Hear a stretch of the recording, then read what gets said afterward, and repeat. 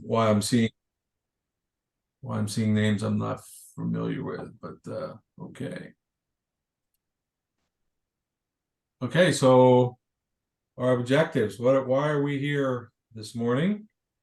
From my perspective, I'm interested in reviewing the comprehensive assessment that you all should be working on or should have done by now, I hope, or in solid progress toward. And then I also want to talk about start moving towards talking about the master plan and getting your next layer of leaders enrolled, in the equipped system in the correct programs. So those are the two things that I care about. What things do you guys care about? What do you want to add to the agenda? Maybe we can talk about the assessment a bit. The possibly people are working on it, having challenges, or some of them have not even started.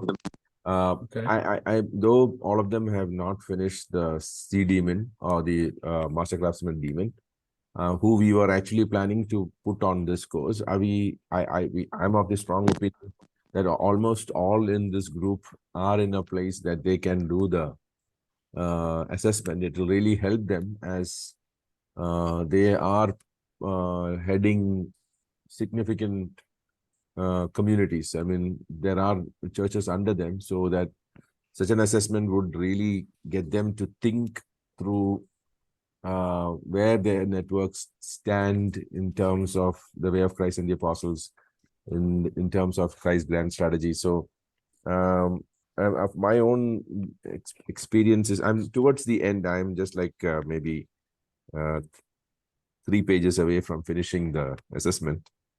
It was like that my entire ministry was put through an MRI.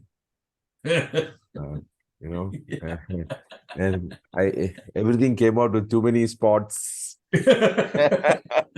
And it's like there's too much work to be done. Maybe I felt overwhelmed towards the end, in terms of especially the gospel part. We are nowhere near, in looking at the gospels. Paul's letters, I think there is some movement we have had there.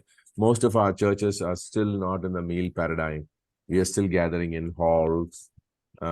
We are not everyone is doing the first principles. Even in the churches that I oversee, many of the churches are still hesitant to come on to do the first principles. Many of them are still trying to navigate the old paradigm. Many of them, some of them rebelling against the new paradigm that we are actually trying to navigate. So while I mean I'm also looking at when I'm looking at the assessment, I'm careful to see the church network that is under my care. I'm also conscious as I do this for the larger church network, which is about 180 plus churches. Though I'm not overseeing it, I'm part of the council that looks after the thing. I also feel burdened about the network because we have traces of the paradigm, because the way these churches were spontaneously planted, these churches were spontaneously, they grew. But yet, we have only traces of the paradigm, and a lot of the paradigm is still missing. So that was heartbreaking. So yeah, this assessment was truly difficult to do in terms of I couldn't just stick and go or write just SP, MP, and this thing. I couldn't do that. There was so much of reflecting and thinking through, and I did want to comment, to what, because I had to respond to what I'm writing. Otherwise, if without that response, it was hollow to do the thing. So that's why I took a little time, but I'm almost through with it. Others can comment if there is any. Bill, I just want to ask you one question. How did your church go through this paradigm? How did you come out successful in this shifting of this new paradigm? Well, I'd say that this church here in Ames, Des Moines, has been working through the paradigm for 40 years. So Jeff has been introducing elements of the paradigm way back. The basic church-based idea and church-based leadership development, and leading the church, developing elders and dealing with problems along the way, and they had major problems come through here, and paradigm conflicts really around a number of issues over the years. The key one was, the parachurch movements. It's a college town here, and a lot of the parachurches had significant ministries here, and so addressing the centrality of the church and the counseling philosophy, the psychology counseling paradigm came through as well. So there's been major conflicts here that the church has worked through. The leaders navigated through those things by staying close to the scriptures, really, and following the author's intent of the scriptures, and getting out the way of Christ, and using that and being strong to confront paradigm conflicts while building strong families and helping people get established in the faith. And so it's been a long journey. Most recently, the shift to a church of churches, and the house churches model, more so than the large worship service model. So there's been shift by shift by shift, and all the way along, Jeff has been writing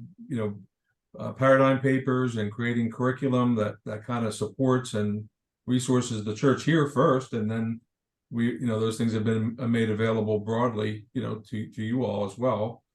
And everything from the build courses to the first principles material, now the Mastering the Scriptures. We're rolling out the Mastering the Scriptures series now, and really what you're seeing in the assessment tool that you're looking at is really the result of the Mastering the Scriptures work that Jeff has been doing for the last few years. And he's finished the Gospels, and now just finished the Pauline epistles, and just moving now into the Petrine circle letters, and then onto the Johannine material, and that'll finish the New Testament. So you can expect 2 more sections in the assessment tool as Jeff works through the Petrine material and the Johannine material. The rest of the New Testament books will be included in the assessment. So understand that you're dealing with a work in progress there, but I'd say, you got because of the completeness of Paul's epistles, you have a very solid tool there to help you think about the plan of Christ, the comprehensive strategy, and everything else kind of fits into that and supports that. So you have, I think, what you need to have the MRI take a hard look at your ministry. And I think you should be encouraged. There's a lot there that you are doing well. We're all struggling to try to return to the way of Christ and the apostles. There's a lot of traditions that we've inherited, all of us, over the years, and they've been a blessing to us. But we want to as closely as possible follow Christ's plan. And so you have here, what the good news is, you have a framework to understand it, and so you can't make progress if you don't know where you're going or what it needs to look like. You don't want to let the distance that you have to go to be a discouragement. You want to look at it as an opportunity, and have the vision, and realize that many of us are older. Our job is to help the next generation, the next 2 generations, really, stand on our shoulders and be able to see farther, and can continue the work and move your churches towards the plan that Christ has. And you'll see out of that then the progress of the gospel, generationally. So Is that what you're looking for, John, or what else Yeah. would you like to know? What are the major challenges you faced while shifting? See, one question that I want to ask is, you have now your main service in the evening.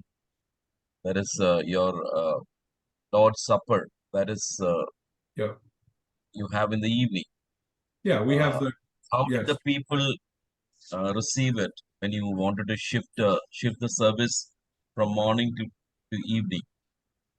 Yeah, well, there was a significant um, time of teaching that idea to our church for about a year. Jeff taught on that, and we made the transition as leaders, and people have made the adjustment. Not everyone has made it, but most have, and I think we're, you know, this has been, we're a few years into this now, so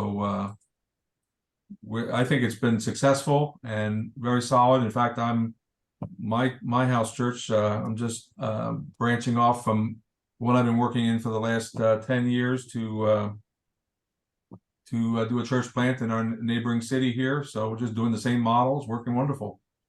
So that's that those ideas are in the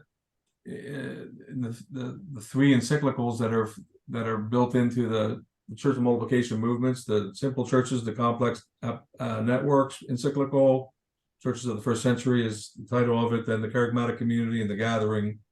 All of those encyclicals were written to support and help people think through the paradigm, which coming out of an evangelical framework of the traditional system. It required the solid teaching, solid leadership,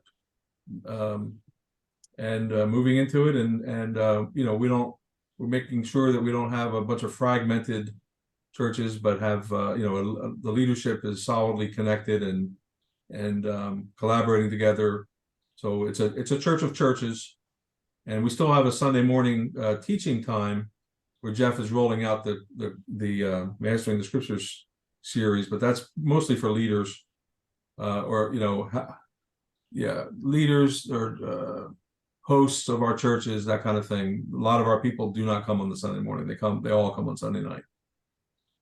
Was there any opposition from the leaders regarding the same shifting or when the paradigm shift happened?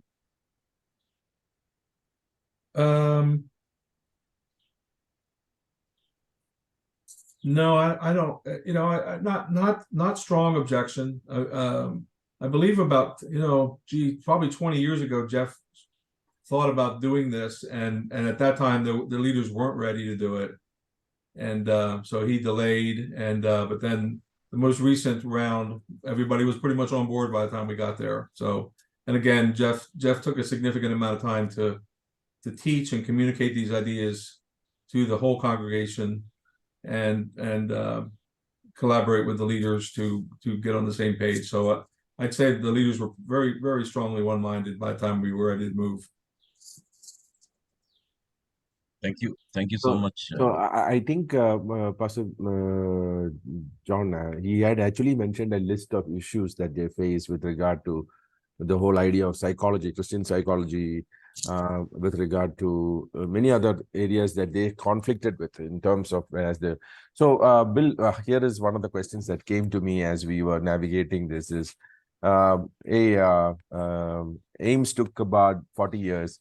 Do you expect we can do this in 22 months or 9 months or 3 months? Because we are having strong, as we are introducing the paradigm, as some of us who are deeply convicted, we are just, I think the mistake we are making is we are going ahead and putting out half-baked ideas that we have, and we are finding the onslaught coming strong. Whereas we are not working. This is one of the areas I think I'm feeling is that something that recently I felt the Lord convict me is that you need to work on the conviction. And when the conviction is there, or that comes through doing good, fresh biblical theology, the conviction automatically comes that the members of the fellowship, the leaders of the network will absorb the paradigm relatively easy if the conviction precedes the paradigm shift.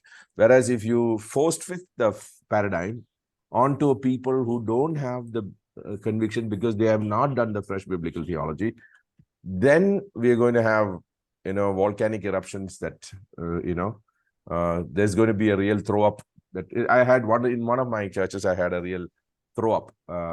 Joshua is aware of that. It was, dead opposition. It was like, they don't want the paradigm. Is it, Pastor, if you are coming with this, you can also stay out, kind of a feeling. I got that feeling. So I am believing that I'm not blaming them. I believe that I have failed in doing fresh biblical theology. I have failed in developing the convictions. Because the convictions are not there, when I was trying to force a paradigm on them, I was force fitting it, and force fitting it can be very dangerous. So we need to give time to people. If Ames took 40 years to navigate through this whole thing, we also need to go through a process. We don't have to do all the work they did, because a significant amount of the work they have already done for us, I feel. Many of those things which we need to think through in our culture needs to be taught through doing theology in culture. I think there is a place that we can do it much faster. I don't think I have to wait for 40 years to see that whole paradigm come into this thing. I can do it significantly much faster, but I still need to proceed conviction and through fresh biblical theology before I force fit the paradigm. Yes, I agree with that. I'm want to be very careful not to stand in the place of the Holy Spirit. The Holy Spirit is the one that leads all of us, and you need to follow his direction. And I think that the idea of waiting 40 years is not necessarily implied here. Certainly the idea of building one-mindedness among leaders is a extremely important biblical principle, probably most vividly illustrated in things like the Jerusalem Council, things like the Paul and Barnabas conflict over John Mark.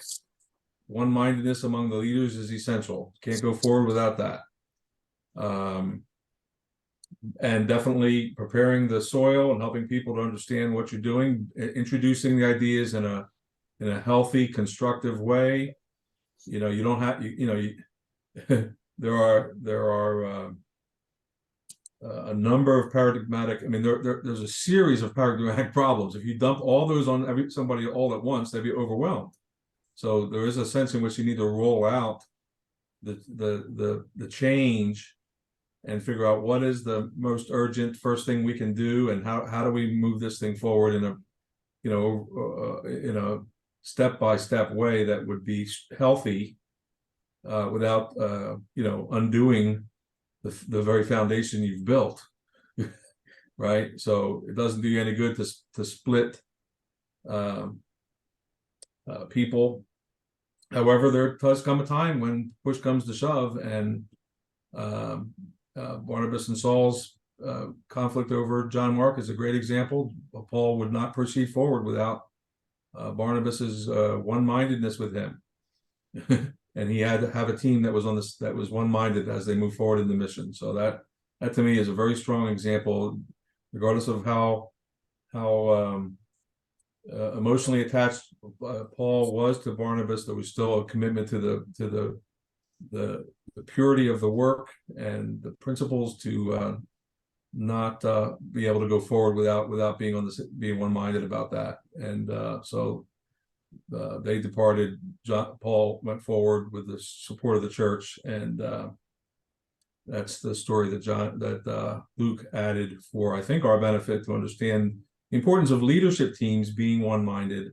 And then I think that's the key. You have to have the leaders one-minded, and leaders lead other people, and so that obviously the people need to be able to follow, and they need to be shepherded through those things. So you can't just abruptly throw people around, but there is a sense in which the leaders should be able to understand the ideas and carry the conversation and be persuasive and be loving and supportive, but firm as well. So that's and how long it takes, I'm sure it takes a different amount of time for every one of us. So there's no formula for how long, short or long. I don't think there's a formula. There's a set of principles related to one-mindedness and leadership initiative. And as George, you say, you know, making the case from the biblical theology and helping people to think biblically through the issues, and then just figure out what the rollout is. What's the order of the ideas that need to be introduced that would be most constructive and helpful. And you may not have to, you know, solve every problem at the first point, right? So I think what Jeff did over the years was started with leadership development, right? So the first paradigm paper was church-based theological education, and he kind of got after the issue of getting the leaders, you know, thinking through the biblical theology, and then church-based mission. So getting after the missional, the cruciality of mission, and the fact that we exist for the expansion of the gospel, and then the church-based theology in terms of what it takes to understand the scriptures and bring them to bear for establishing churches. You know, so the order of the paradigm papers, or you could think about the order of the build courses. The Acts course, laying out the theology of mission first, seems to be a really good way to start. That's the larger framework. Then the Pauline course, where you kind of lay out the establishing process and the importance of the Pauline epistles, and then the essentials course. As you're going through, you get up to the kerygma, the didache, the teaching that needs to be embedded in every one of the churches, and then the leaders in the early church. You know, the importance again of leaders being operating at the sodal level and at the modal level, you know, skillfully. So you can think about those, you know, that's those various sequences of priorities of helping people make paradigm shifts strategically. Sometimes, you know, you can go after a paradigm shift like the shepherding counseling idea, and not have the foundation laid well, and then you'll, you know, not be successful dealing with the advanced issue, because you don't have the basic things squared away. So, Bill, I am also excited because this making us go through because we were all, most of us in this group were journeying the Acts, and we finished the Pauline, and we are in the essentials right now. And those two courses itself really did a lot of the paradigm shift for us. We developed convictions, at least most of us. We developed deep convictions about the paradigm, the way of Christ and the apostles, and we are all journeying that. And then the sea demon came, or the master craftsman demon came, and suddenly threw us into onto a fast track, and reading through the paradigm papers, as well as, of course, the encyclicals being the major one, completely shot us into deep dived us, or scuba dived us into the paradigm. And a lot of us really took up after that. So it was a fantastic move. And the MCCEE also seems to be really fitting in with regard to introducing these three papers, these three encyclicals alone, which we would not know that, how to go about it. So this framework that is there in the MCCEE seems to be also good, because as we are doing these three papers, that is the charismatic communities, church in the first century, and the meal paradigm, we believe, I'm seeing that as we do that, we should be able to do fresh biblical theology, develop deep convictions in the paradigm, and gently immerse our churches into the paradigm. And I think that does better, because I'm seeing with the first principles that we do, though I would say it's the most primary powerful content that we have in terms of the first principles. People don't fully get what we are trying to do until they do, the churches of the first century and charismatic communities, at least before, to fully see, okay, this is what we are trying to do on this. So yeah, I can see that this move of Master Craftsman Demon for all of us, and now giving us the handle to take the three papers, the three encyclicals, to our leaders, and network leaders and get them to see this. Seems to be a fast track version of what you guys experienced in the 40 years, giving us that space to work with the next 2 years at least. Yeah, I think the encyclicals in the order that we have them laid out in the MCCEE program are designed to be very foundational and things to implement as soon as possible if there's no huge paradigm problems, right? So, I mean, if there's I think it's kind of assuming that the when you get the first one, when you think about the brilliance of the simple church structure and the complex apostolic network, the leadership and structural design of the church movements gives you the comprehensive framework, and everything else being equal, that's what you need. And then with that to drill down and really master the simple churches and the meetings and maximize those, get people established in those. That's crucial, assuming you have no other major paradigm problems. If you got major paradigm problems, you're going to have to turn your guns to those problems, and that to some degree is what the assessment guide gives you as an idea of where the problems might be, and how to solve them while you're implementing a simple plan for building strong churches, and so it's I think it's not so much, it's more of a start here if everything else is equal. If there's a renewal situation where you've got to turn the ship in a significant way, you're going to have to figure out what the main conflicts are and address those with whatever resources. We're trying to provide a range of resources for you to use to solve problems, and that's built into the assessment, where you look at the assessment and then you look at where you have major problems and what resources you're going to need to use to address those,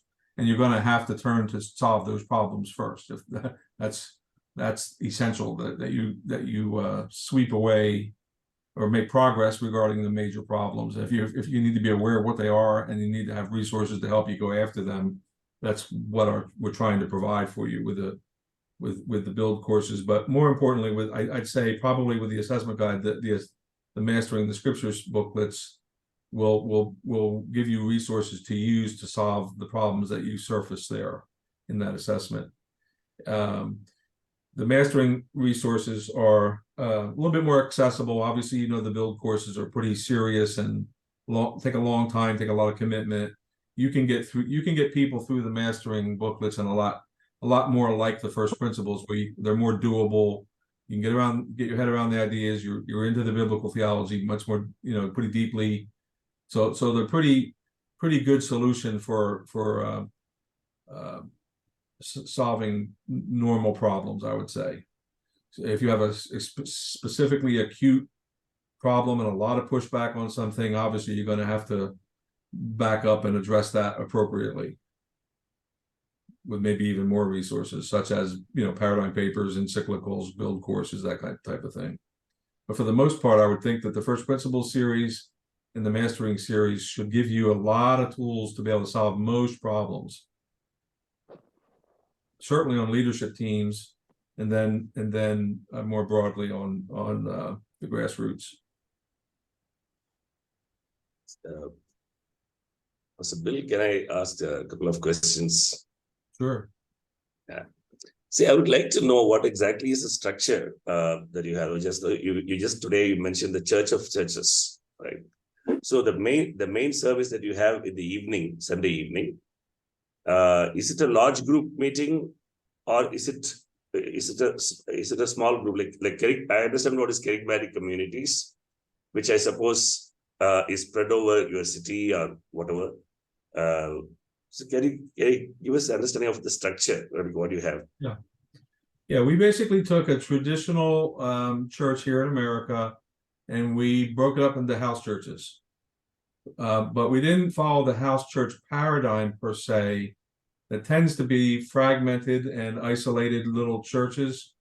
We have house churches like but our leaders are meet regularly and talk about and collaborate and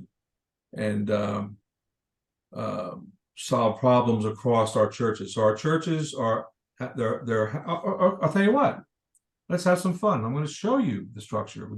This will get to some of my purpose. Let me that was one of the things I was wanting to do today. So let me share my screen with you. And here is, are you able to see the manage organizations page? Yes. Yeah, okay. Just for fun, since I'm here, I've got the Global City Network up here. I wanted to look into that for a minute and show you that we're going to come back to this, but this is we have some improvements in the interface so you can see things a little better. So here's your Global City Network, and here are the 2, 4, 6, 8 sub-organizations that we see at this moment. I'm aware of a few of these. Some of them I'm not clear on what they're doing, you know, what exactly the structure is there. But I wanted you to see that we're mapping your network just like we do ours. Okay, so this is and one of the things that I want to do with you is clean this up and make this more useful. But let me come back out. And by the way, just this, since I'm here, there's a little gauge up here in the upper right that takes us to some stats on the progress of your network and what's been going on. The users online, what last one's created, how many users you have, program completion, some stats here, last assigned programs, last completed programs. So we're increasingly going to have the ability to manage your complex apostolic network using this tool. Let me come back up then to the question that you've asked me about our church. So let's go to the Ames, the City Church of Ames, Des Moines. We'll look into that right now. This is our situation. Here are all the users in our system. We've got 223 users here in the system. The various the clusters is what I want to show you. The clusters. Here's the clusters. So we have the Ada Hayden cluster, and there's Ada Hayden Church, the Valentine Church, Monroe Church, Yuma Church. So these are the specific house churches that are bundled under the Ada Hayden cluster. These people, these indicators here are the actual people in the church. So as we scroll across, we've got the Ada Hayden cluster, the Gilbert cluster, Northwest Ames cluster, South Campus cluster, Union Park cluster, White Oak cluster. This is my cluster. So as of 4 weeks ago, we were just one church, the White Oak Church. But in the last 3 weeks, we basically are planting a church in Nevada, city about 10 miles east of Ames.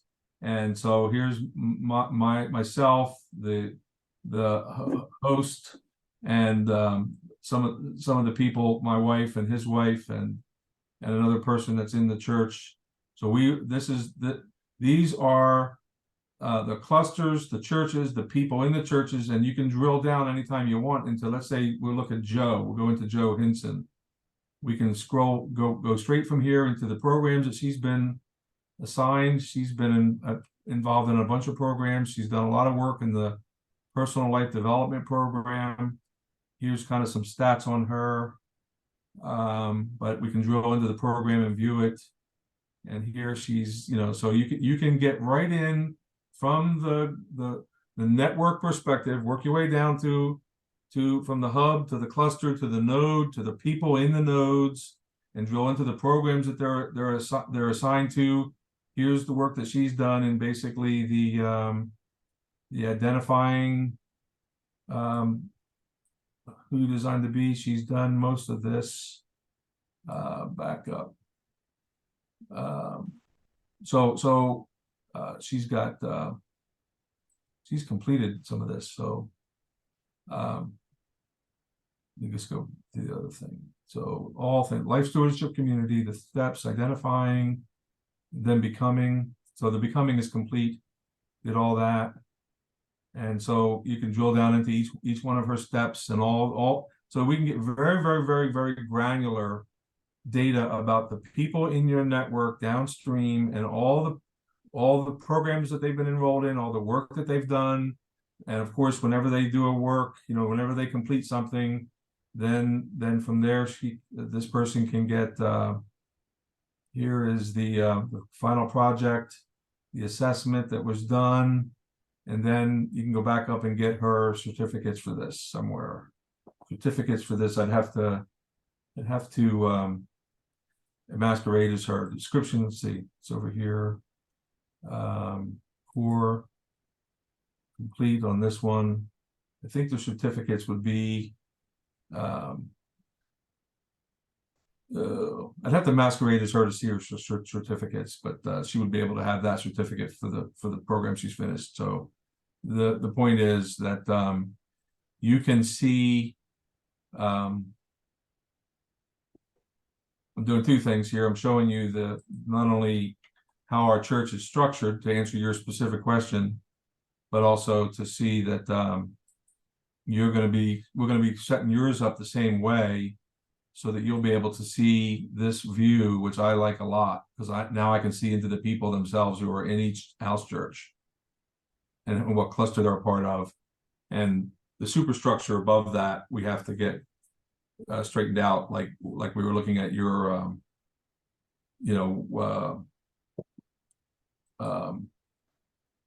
the city church, the global city network that you guys have. At this point, we're just showing just the larger network of networks, and then the specific churches, and we're working on being able to make these look like ours in terms of being able to drill down and see the clusters and the nodes and the people in each one. Does that answer your question about how our church is structured? So we got house churches, tightly integrated by leaders, but they meet in different places around the city, in multiple cities here. And again, the leaders meet on Sunday morning for the most part, and are tightly knit together. So we think the key to the network is leaders being integrated, not necessarily every house church seeing each other every week, but we do have occasional cluster meetings, and then occasional all church meetings, where we have celebrations for the bigger holidays, for instance, and we'll have everybody from all the house churches come to a Thanksgiving banquet or Christmas or the Easter, those type of things. Bill, So Sunday evening service is a collection of people from all the different house churches come and attend this Sunday evening meeting. We don't have services. We have meetings on Sunday night in house church meetings. no, Pastor, Yeah. I don't think they all come together. They have separate house churches. Right. Okay. Yeah, that's So, what I was. The leaders meet together in the morning. That's right. Okay. Okay. Bill, one more thing. Could you show the New Life Network, because that's separate from the Global City Network, though we function integrated. The New Life Network we have done separate on the cloud. Okay, let's see.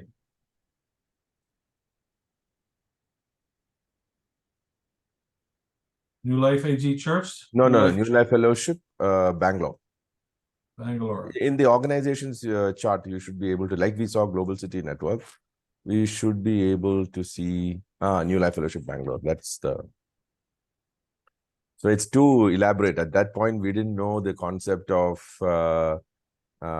network, hubs and Hubs, clusters, and nodes. Yeah, That's what we have to do. we don't have that framework now. I kept on adding all the small groups and the churches. Some of them are networks, some of them are hubs, some of them are individual churches. So we just put all of them on one plane, which we probably need to rework. I think that's a huge thing that we have. In fact, I worked more on New Life Fellowship than on GCN. So, yeah, we got a lot of work. Yeah, that is the second thing I wanted to look at. Tonight I wanted to talk about or this morning for you, I wanted to talk about the assessment, and then I wanted to talk about the networking and show you that we're making progress. We're making improvements daily on these things. And so we're going to make this stronger and stronger. We do need to get it organized a little bit better. Right now, this is not that helpful to see them all crossed flat like this. As you mentioned, some of these are networks, some of them are are individual churches. So we're going to need to clean that up. And I think the getting clarity for me, I have a spreadsheet that I'm using to try to figure out what the substructure is of each of the networks. And I have the New Life Fellowship Bangalore with with what 1, 2, 3, 4, 5, 6 hubs: the Sarjapur, Whitefield, Tamil Nadu, Kerala, Electronic City, and the Hubli. So those right now in my mind are hubs. Now that may not be correct for you, but we have to get on the same page about the structure of your network, so we can get down to the clusters and to the nodes in each one of your spheres, and then we get all the people enrolled. But first, I think the first thing to do is get the structure clarified simply on a spreadsheet apart from the build cloud, and we'll make the build cloud look like the we'll hammer the build cloud into what it should look like. At this point, we know that this is not giving you enough detail to work with. But I wanted you to see that we are with the Ames Church, that's the kind of thing where we're going with yours as well. And I think our objective here is to get you guys to all get your assessment done up in the cloud. As far as I can tell, the only one who's done that is Elijah Topo of this whole crew, and he's done a great job. He did a very thorough assessment, and then he put a plan up there that was very sophisticated, much more than was required. So he put up a final plan that's much more like the final plan for this whole program, which is fine. We can accept that, of course, but I don't want everybody to be intimidated that they have to do that level of planning with just the assessment. So with the assessment, we're okay with a simple plan. We're with the whole program as a whole here, the MCCEE program. The final part is a more sophisticated plan that Elijah just simply put in the first step. But we need those plans from each of you that have then the structure of your network and the leaders. We've got to get your leaders as soon as possible.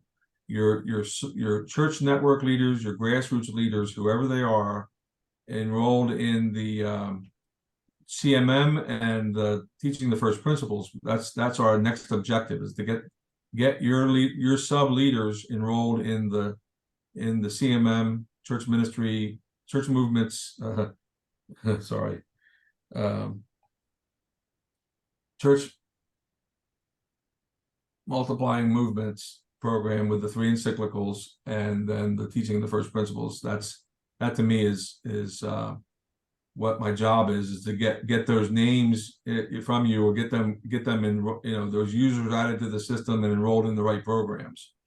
At this point, I don't see that level of folks enrolled yet. So we're going to have to get moving on that soon here. George. Mm-hmm.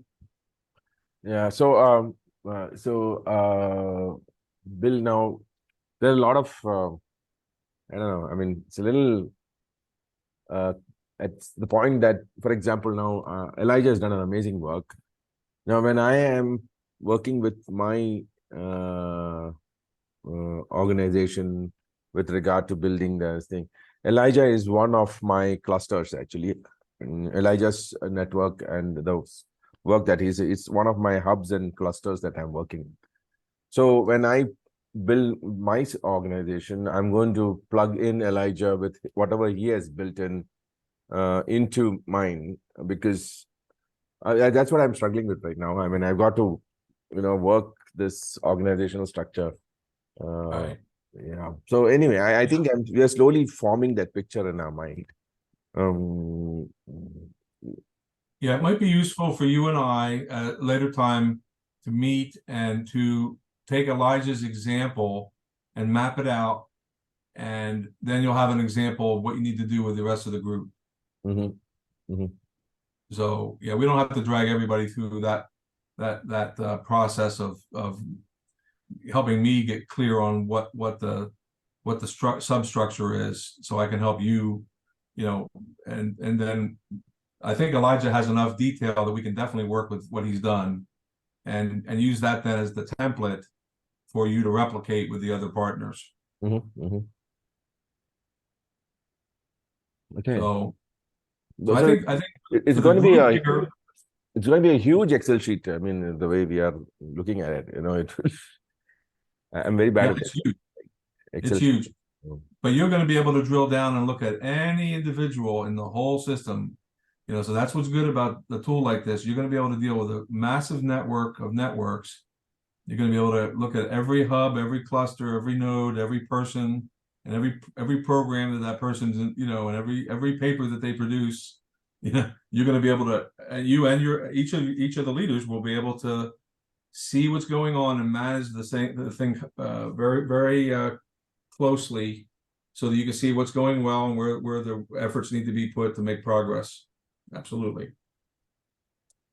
Yeah, we got to make this tool work for you. So you can help us to structure it properly. We can give you the kind of details that you're going to need. Not everybody, of course, wants that level of detail, but the people that need it need to be able to get to it.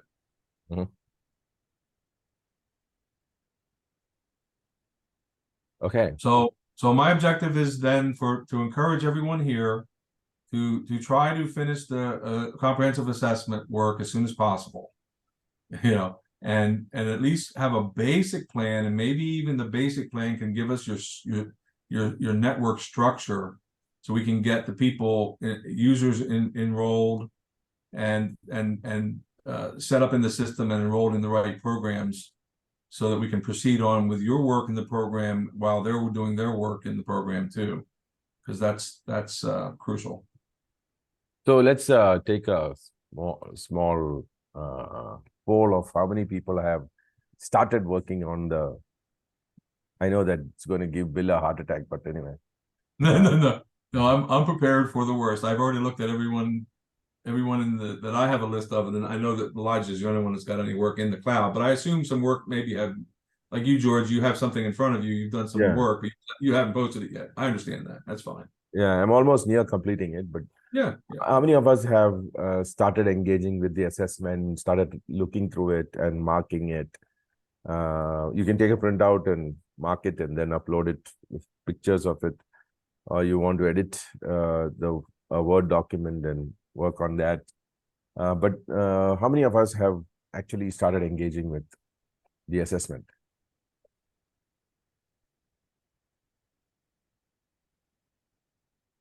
Josh, okay, good. Anybody else? Elijah is finished. We read through the whole thing. It's a very, very, very good tool. We just gone through the whole thing. So the thing is, like, we have multiple churches.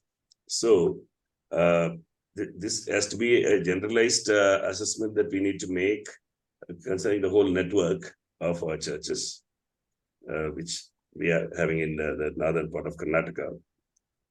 So it's a good tool. I have read through the whole thing, and we are assessing. I'm assessing the whole network. So there are multiple churches out there. So we'll have to start the work.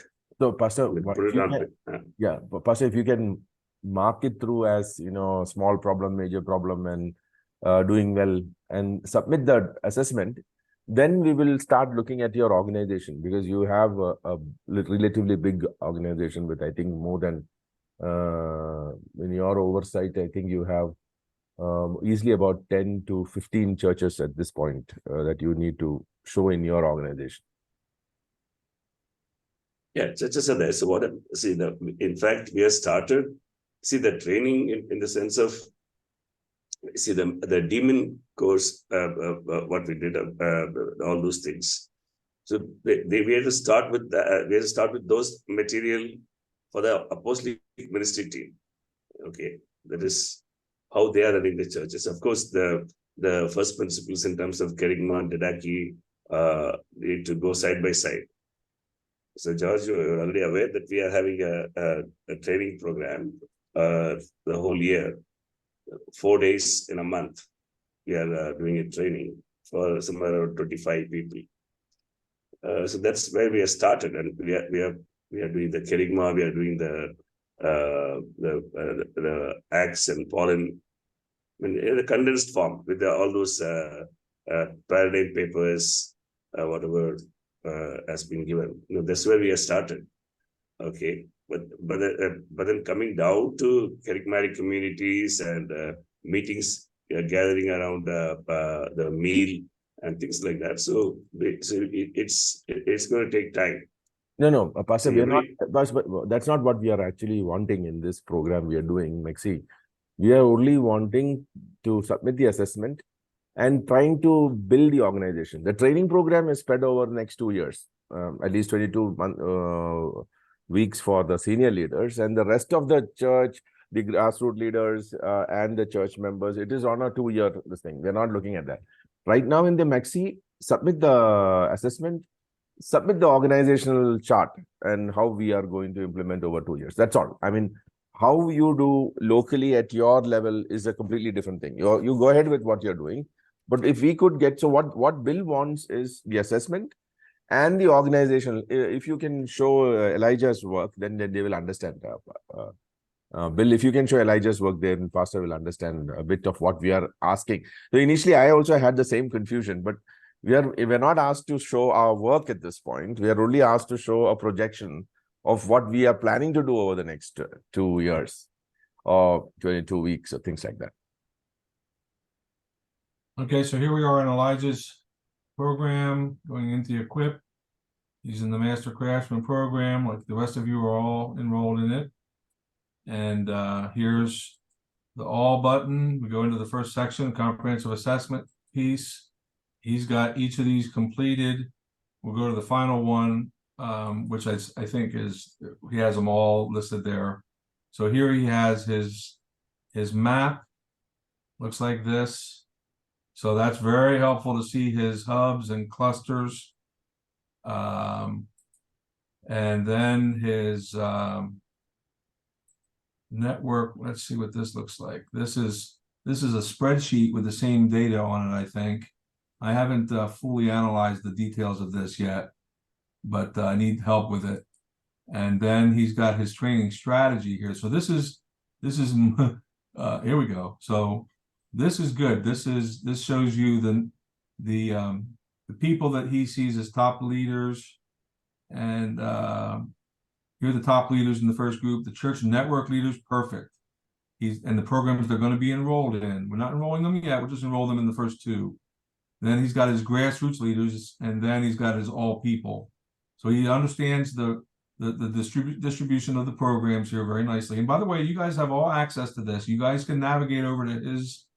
I believe you're in his group, so you're able to see this stuff. We'll come back to that if you want.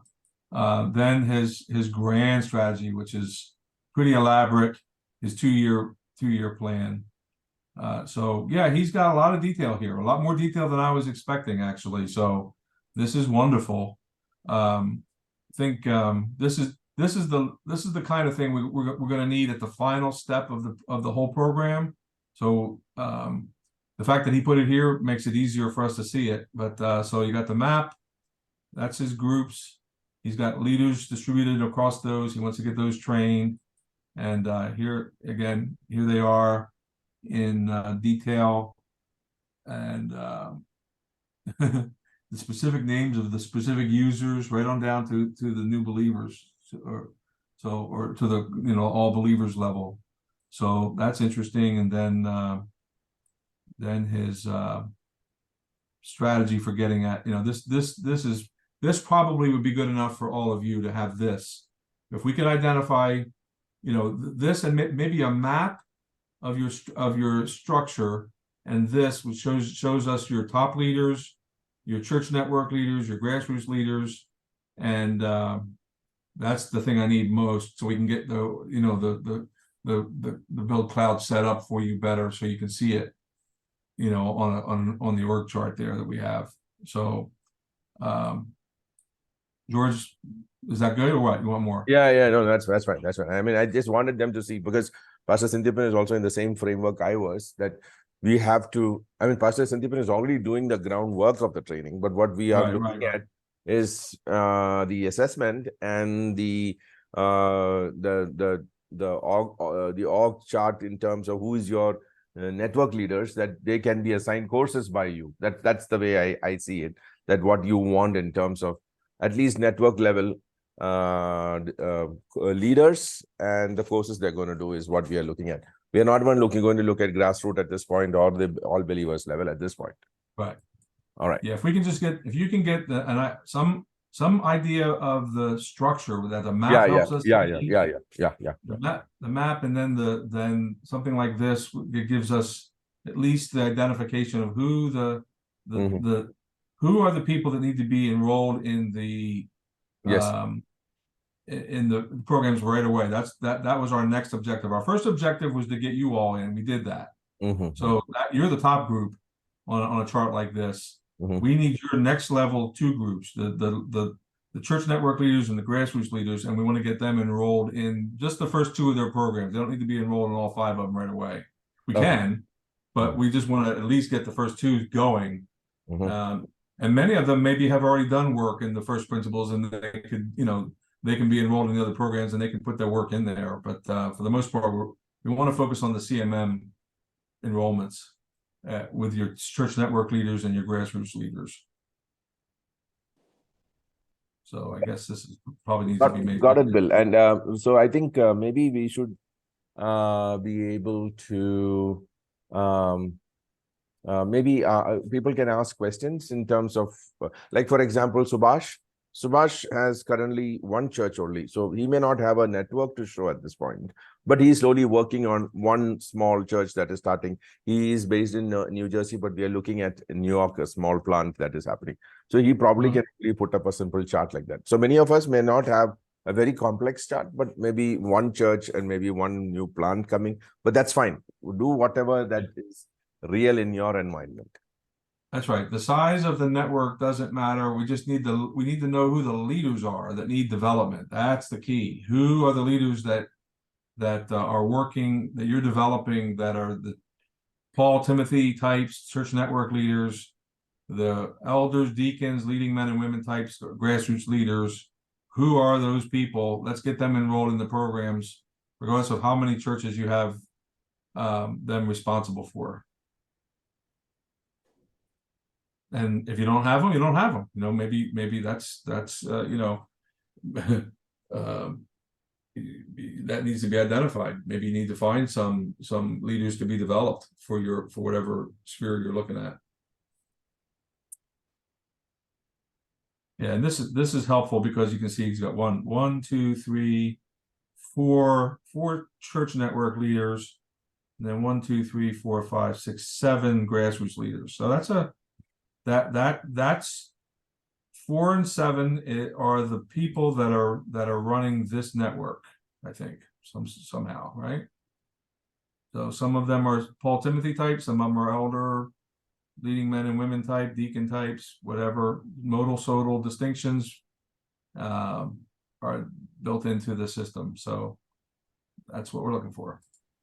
So Bill, what we are all going through the challenges forming this into network hubs, clusters, and we have not thought about it like that. So and some of the organization people are handling are very small, may not have a network as such. Some of them may not have, so they need to be also we need to get them to know that you don't need to have a whole network picture, because they don't have a network at this point, many of them who are here at this point. So we just put what is there, and then we'll sort it out later. Right. Correct. Good thinking. Yes. All right. right.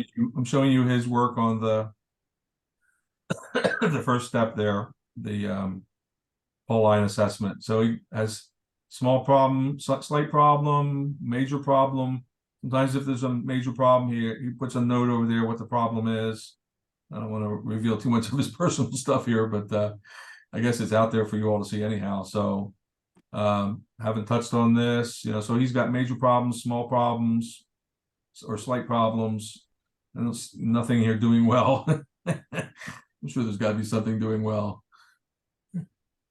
No, Bill, we have a problem there. I mean, that's what most of us would come with an MP there, major problem, because we are not, as a network, very few of us are navigating, because we've done the acts and the poll, only this group, and we're about 10 people or 12 people who have actually navigated the paradigm. A few of us have taken the first principles and have applying in our churches. Okay.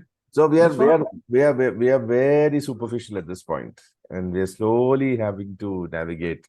So what you have right now is all of us on this call, and on this call, a few of us have not done the C demon. So we have only the C demon people who possibly have done also the acts and essentials, who have actually engaged with the paradigm. Our churches are still in a very early stage of experiencing the paradigm. Okay, great, got it. Yeah, and that's fine. There's no pressure here. Just and we have we know what the next steps are. Get you. Our goal is to help you see the assessment, even if it's not something you can do thoroughly, fully, completely right now. That's okay. Most of it is about seeing the vision for what the assessment is getting at. It's the New Testament paradigm of church establishment. So just understanding that as a leader is a wonderful first step. And how you're going to come back to that over and over again, so that you don't have to do a perfect assessment. You just give it a rough estimate and move forward. Don't get bogged down with too much time on the assessment. I estimate 5 hours maximum on the whole assessment, all 5 steps, 5 hours total. And the goal is just to get you oriented, not to master it or to be totally thorough and we understand that you're dealing with multiple churches. It's very hard they're not all dealing with the same problems. So just get you oriented around the tool. Then we're going to get into the resources that are going to be able to be implemented, which will help the progress of the churches, so that the kinds of things that we're looking at in the assessment can actually be implemented in your churches. So, Bill, who I can say would have, Pastor Cynthia has a large network. Pastor Joseph has a huge network, and he can definitely have clusters, hubs and clusters and things like that. Other than that, Pastor John would have a network to display. But Elijah has already put up a small thing that he has done, and there is a picture and things like that. So Robin may not have at this point anything. Robin was part of our network here and has moved to the US, migrated to the US, and is settled in the US, who possibly will be planting a New Life Church soon. But then, it's all down the road at this point. Daisy is part with us in the pioneering of all of the network, but how much she will be able to put up a picture is, again, something that we need to work on. Chai can see, because Chai is with Elijah's network. So Chai and Elijah would have to do it. Chai may be overseeing one of the nodes at this point. So the number of people who can put up network level work would be Pastor John, Pastor Joseph, Pastor Cynthia at this point. And of course, Elijah and Daisy would be the people who can put up a thing. So those are, I'm just giving an idea. So they're also aware of what they can do and what. So Robin can just put what he experienced here, possibly when he was part of the field right now. And that's right. So that there is an exercise that he's doing. They can experience that what we are trying to do. The MCCEE. What about Joshua, Senthimpan, and Joshua is part of a node at this point. Part of a node. Okay. They've not yet started, but he was there in the beginning from when we started off the network. So he possibly also in his chart he may not be able to put up a this thing. So Electronic City is a node. Is a node, yes. Yeah. Okay, that helps a lot. What about Shruti? Shruti is Elijah's wife, so they are probably having the same diagram. Got it. Okay. Got it. Helpful. Yeah, so that's the group I have as well. So each one of those that you listed can provide a structure like Elijah did, Mhm. and that will, and what we'll do is we'll get that map in the cloud for you, so you can see it, Mhm. and then you can start working, with getting the right people attached to the right organization and the right program, and then we'll get the people under them, tied together as well. Okay. All right. Thank you, Bill. That is a fantastic meeting. I think anybody has any queries and thoughts to. No, so what you're calling as a node is a kind of a local church with the charismatic communities around. Is that right? Node can Yeah. be a node can be even a care cell, a small group that we are working with. That's how Elijah has shown now. Yeah, So- I would define a node as either a church, or like a house church, or a cohort, or like a small group. So the smallest entity that you have would be the node, and obviously, in the New Testament, the Church of Philippi was a node. The church at Colossae was a node, but the church of Colossae was a part of a cluster, Laodicea and Hierapolis, which was attached to the hub of Ephesus. So you can think of it that way. Think of Ephesus, Antioch, Rome as hubs, Colossae, Laodicea, Hierapolis as clusters, and then every city church in the New Testament was a node. And of course, inside of every node there were a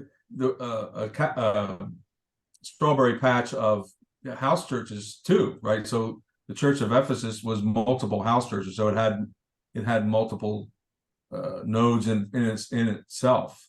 But these are relative terms a little bit, depending on the scale of the entity that you're looking at. But if you go back to the churches of the first century encyclical, you'll see this the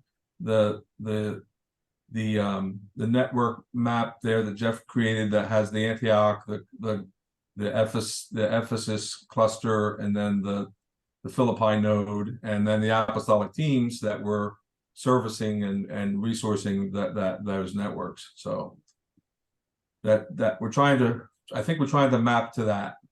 And so I think that I would say the global city network, George, is what I'm thinking of as like a network of networks, or an apostolic team of teams, more like the Jerusalem Council, right? Yes. And then the networks are like apostolic spheres, like Paul's sphere with the Gentiles, Mhm. Peter's sphere with the Jews, right? Then inside those spheres you have hubs, clusters, and nodes. And so that's kind of the 5 pieces that I'm trying to see mapped out here in the build cloud. This global city network is the Jerusalem Council, network of networks, apostolic team of teams. The Bangalore Church, Bethany Church, these are apostolic spheres like Paul and Peter's. You're managing the NLF Bangalore. Matthew Abraham has the Bethany Bangalore, right? And then you have Joseph doing the Bella Denova. Those are apostolic spheres, I think. Yes. Then each of you have hubs, clusters, and nodes, Yes. and the leaders that attach then to those. Yes. So George, maybe there's a time that you and I can, maybe you could reschedule another time for just you and I, and we can do some, we can take apart Elijah's work and make sure we're both on this very clear on it, and then I'll work to get that mapped into the cloud here, and then we can get the rest of yours to match it. So, Bill, what I'll do is I'll create my organizational map, which will picture the whole thing that. Okay. So you get a full picture. So I'm working Okay.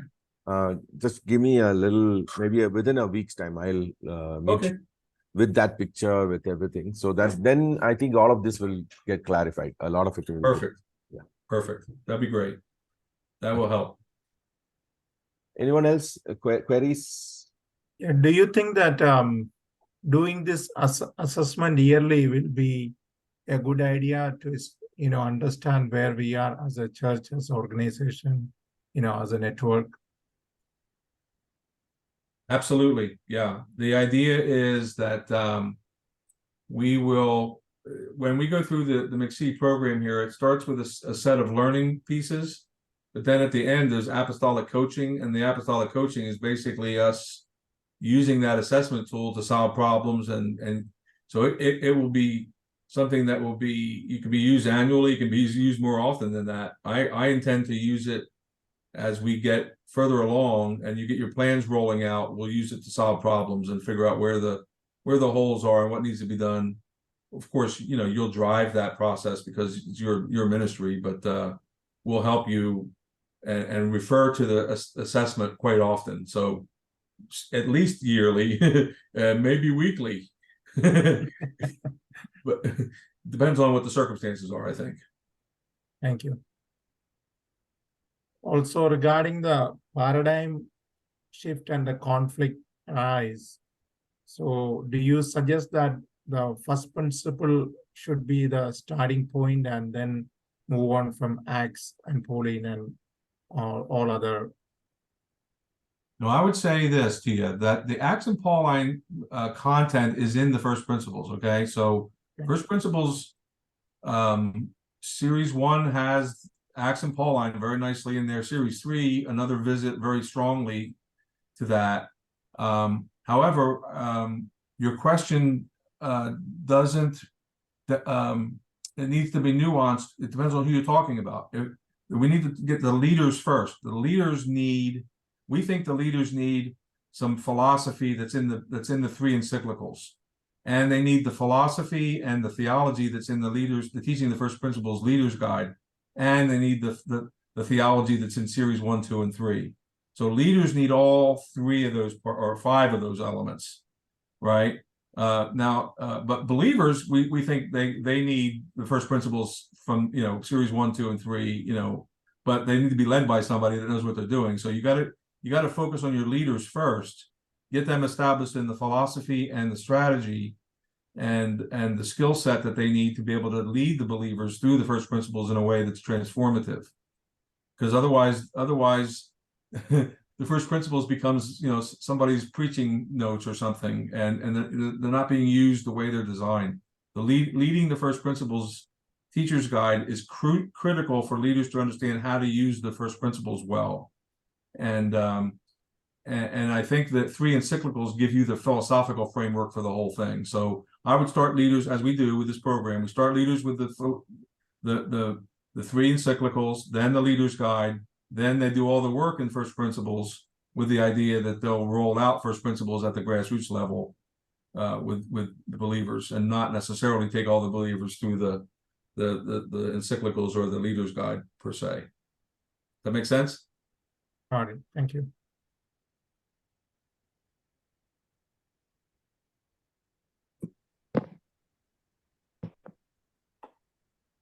All right, what else do we have, George?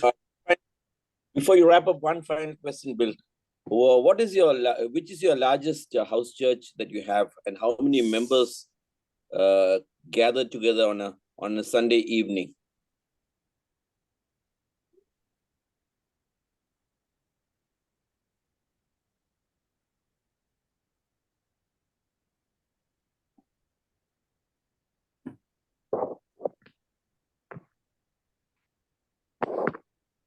Largest one.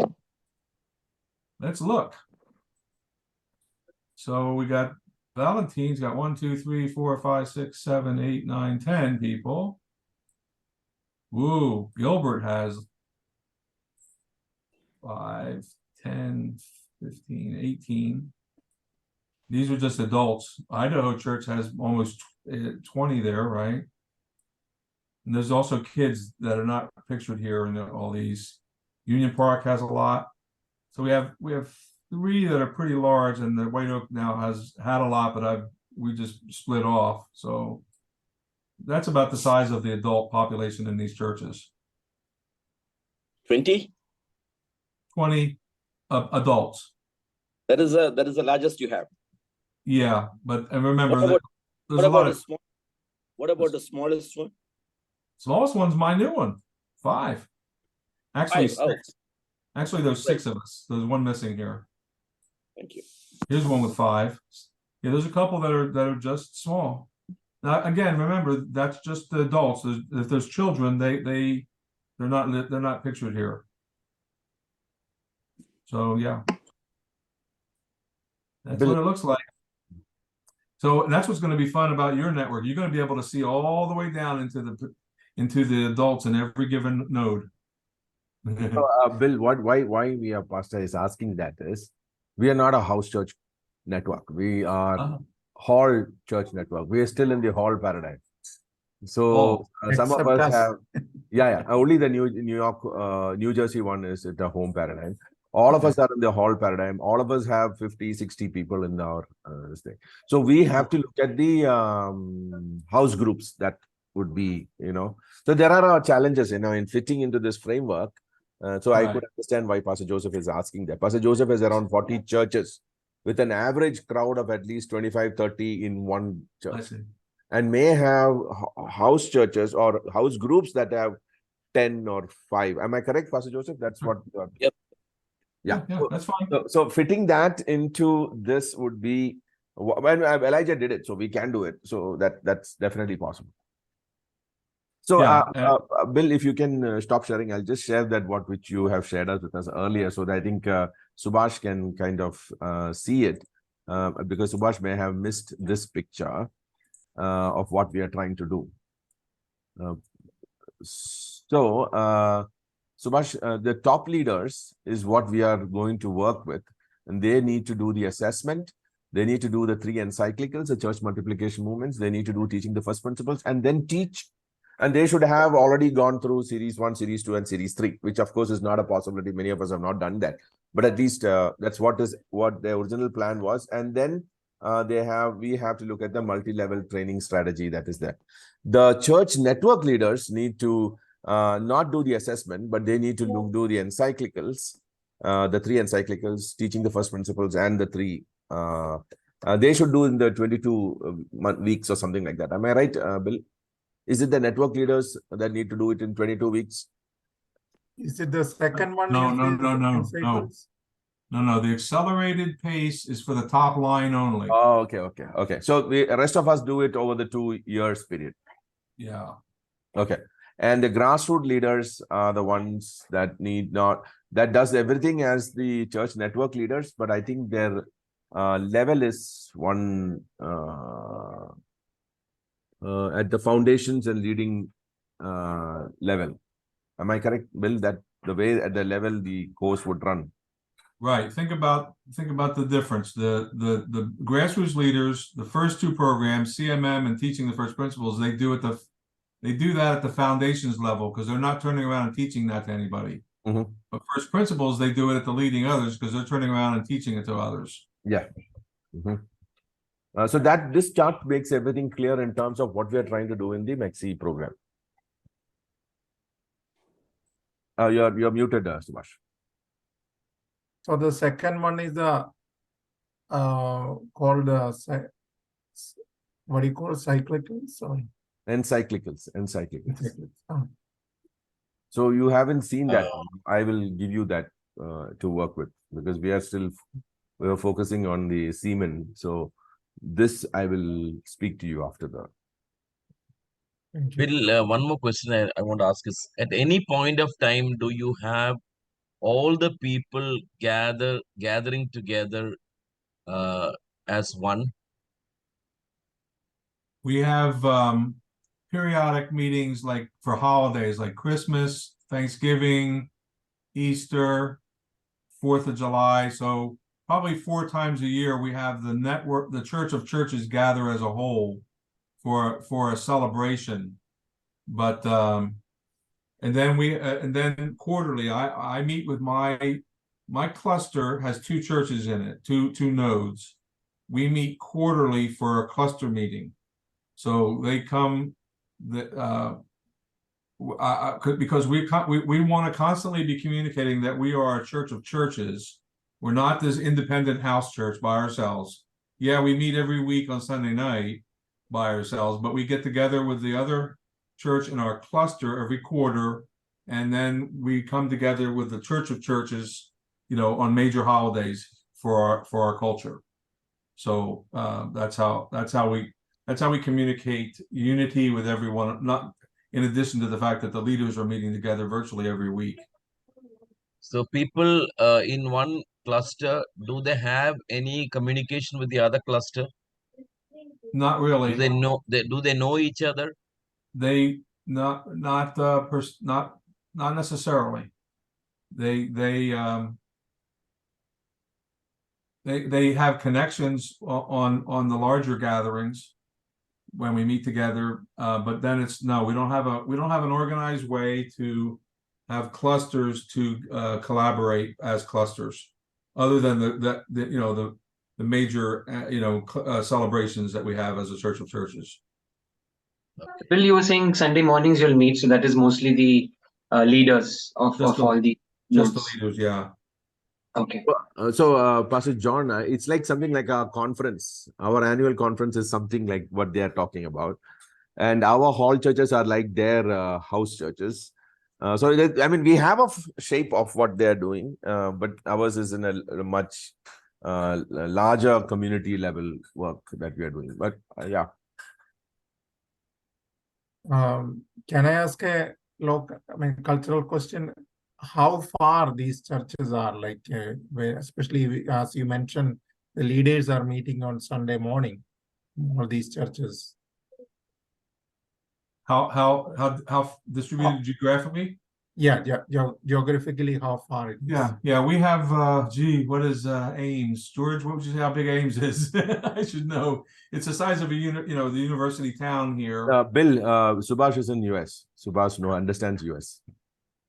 Yeah, so I'm in New Jersey. the city is about 35,000 people without the university. When the university's here, we have another 35. So it's I don't know what the square mileage is, but we have multiple churches distributed across this small city. It's a small Midwestern city. So then we have a city that's 10 miles to the east and a city that's 10 miles to the west.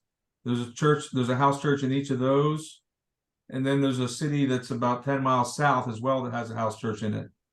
So we have most of the house churches in the probably 10 square miles of how big this city is. Not even 10. No, it can't be 10 miles. It's probably 7 miles square, and then the satellites around it. So pretty close, pretty small situation really, compared to what a city that you're talking about.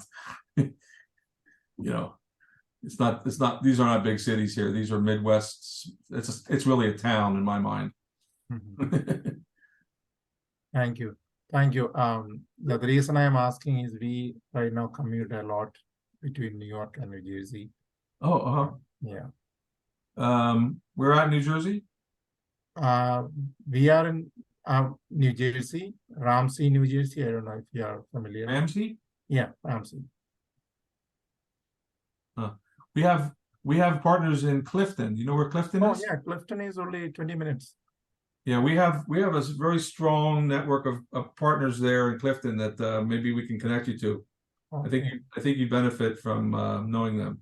Steve Gallagher is from that side, I think, Right. Steve Gallagher, that's the church, that's Grace Church that Steve has been working with for the last 10 years.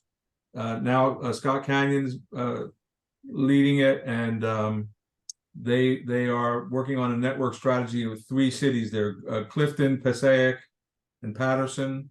And that whole region, they're working on. They have a group of people going through the MCCEE program, the same exact program here, and they're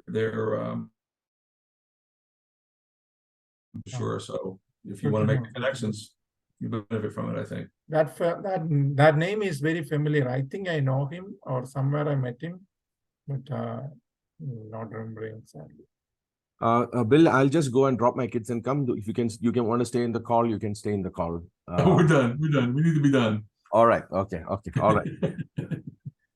Okay. Thanks for your participation, everyone. Yes. I have the recording. I'll serve the recording to everyone in the group. Okay. Very good. One last question I have. On a Sunday morning, you have all the leaders of all the groups coming in, or only a cluster coming in? No, all the leaders from all the groups are expected to be here on Sunday morning. The That leaders and means the hosts. that will be around 100 people or more. Yes. So they're expected to be there every Sunday morning. Most Sunday mornings, and then the Zoom for those who can't be here physically. But yeah, the expectation is solid commitment to the leadership development that's happening on Sunday morning here, and the teaching that's rolling out. Jeff is rolling out the encyclicals. I'm sorry, excuse me. He's rolling out the Mastering the Scriptures series right now with the Petrine Circle. So the expectation is the leaders need to be on top of those ideas and in that conversation. So yes, we have the leaders and some others that come as well, just for fun. Any other maybe assistant leaders, or maybe Right. people who are trained Right. to be a leaders? All Right. those people are also invited. Yeah, it's an open meeting for anybody that wants to come. It's just that the Oh. leaders are expected to come, and Oh. there are others that come who are, you know, aspiring, as you say, and some folks who are not even leaders are coming. That's fine. So some people that still have a Sunday morning paradigm. So there you don't have the breaking of the bread. No. Lord It's not a support. worship service. It's a discussion. We have a discussion. Okay. We have a presentation of Jeff's material, and then discussions around it. No worship service, no singing, none of the traditional worship service things. It's a teaching time. It's Maybe it lasts for maybe around an hour or so. Yeah, an hour and a half, 2 hours. So do you have a small group discussion there happening? Yeah, on You Sunday have morning.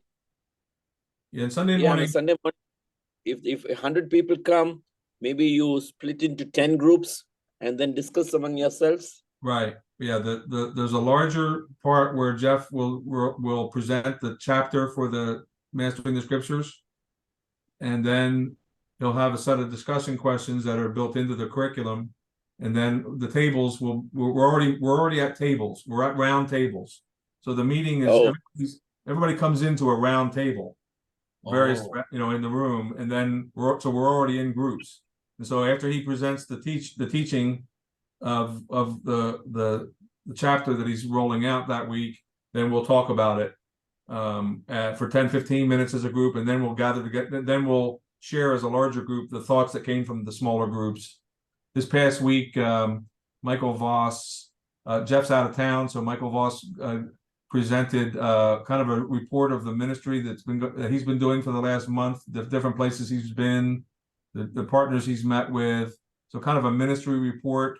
And so he presented that. We still had the discussion, after he made a presentation, we had table discussions, 15 minutes of just reflections and what was significant to you, type of thing. It gives everybody a chance to participate, and we want high levels of involvement.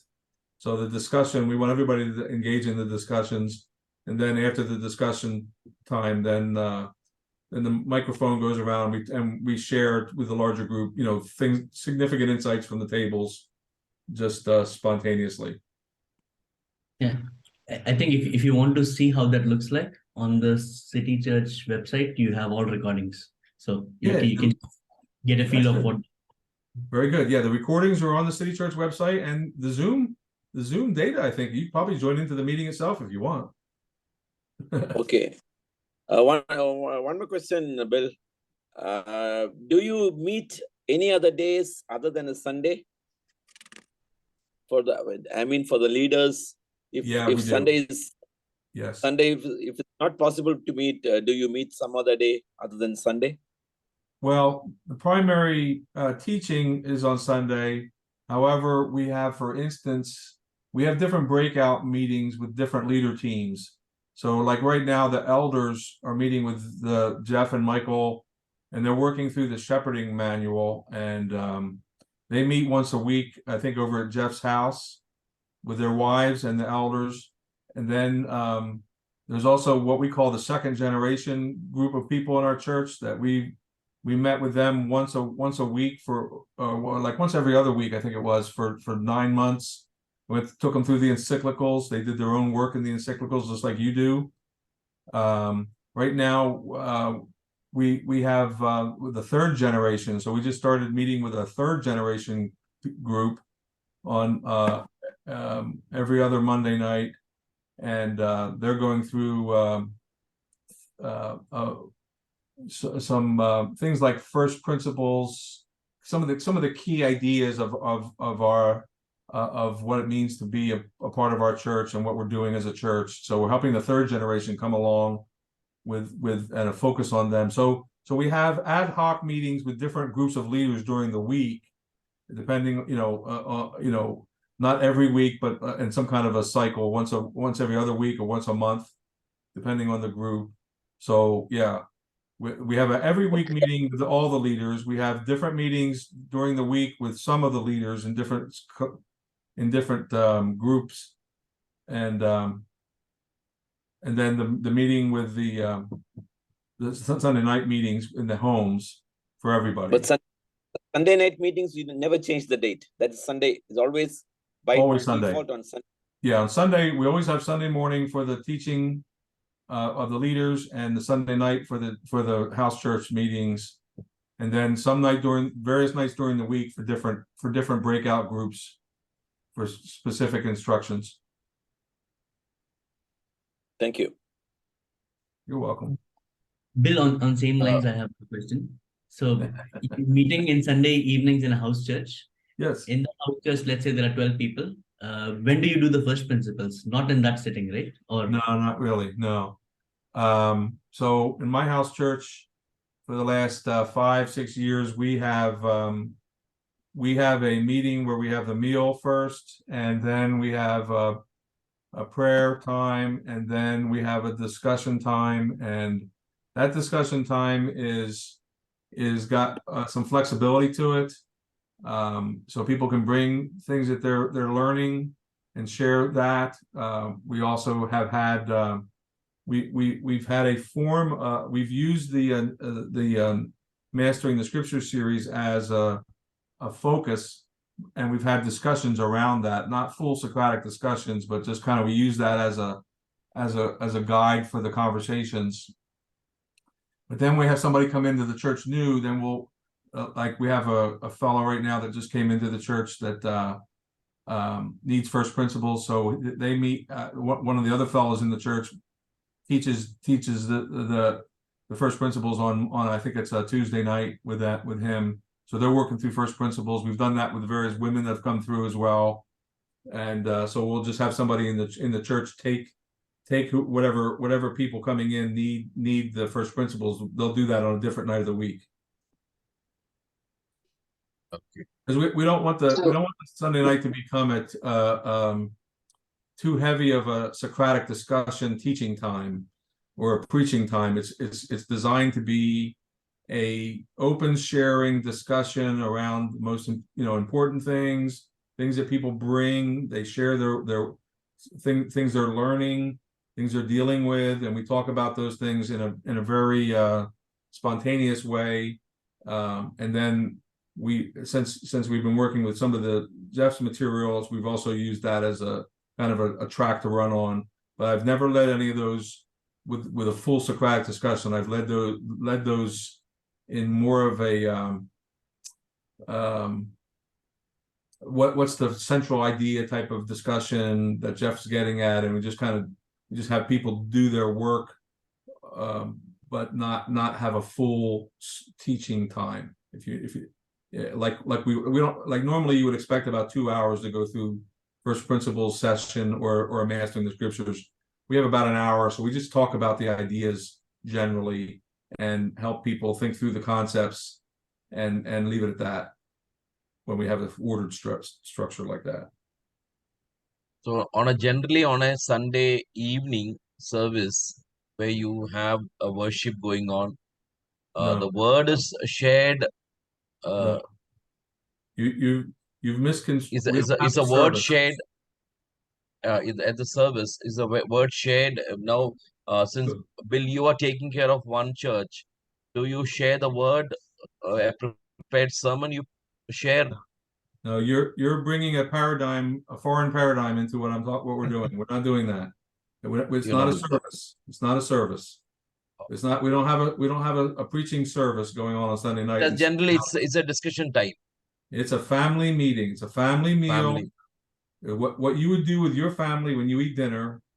You Okay. eat dinner. We just have the bread and the cup that surrounds the meal, and then after the meal we just have a discussion. We have a prayer time for one another, and we just have an open discussion. That's not a preaching. I do not get into. I am not the only one talking. I'm asking questions, leading a discussion. I'm leading, but I'm not preaching a sermon, nor am I teaching a lesson. I'm leading a discussion and involving as many people as possible in the discussion. Usually it's around an issue of importance to them, something they're studying, something they're learning, something that we're learning together as a group, but it's not a preaching or a teaching in the formal sense at all. It's informal. It's what you do as a family. It's how you talk to it's how you talk to your family after dinner. It's an after dinner discussion. Okay. Thank you. That helps. I think even though we are house church, we, including my own children, feel that there should be a bedtime teaching time. And, I think that's the one we are struggling, to be honest. And even, at least 2 families, they faithfully come last 3 years. But I think they are still in that, what they do is they go to that big mega church in the early morning, then come to our church. They have small kids. And I don't know how you dealt with that, how, things like that, how you will address. Yeah, we include the kids in the meeting. The kids are a part of the meeting. So yeah, they do come too, but still they kind of feeling, I think the paradigm shift is still, not there. Bill, can I ask you one more question? I'm sorry, Suvash, you finished? Yeah, it's okay. It's okay. What are the challenges you have? What are the major challenges that you face in this meeting? Will you be able to share at least 1 or 2 so that even when we start something like this, that we also are aware that such situations will arise? Just one example I'm trying to say is that the lifestyle is changing all around the world. With all these new concepts, the world is now maybe influencing even the church members as such.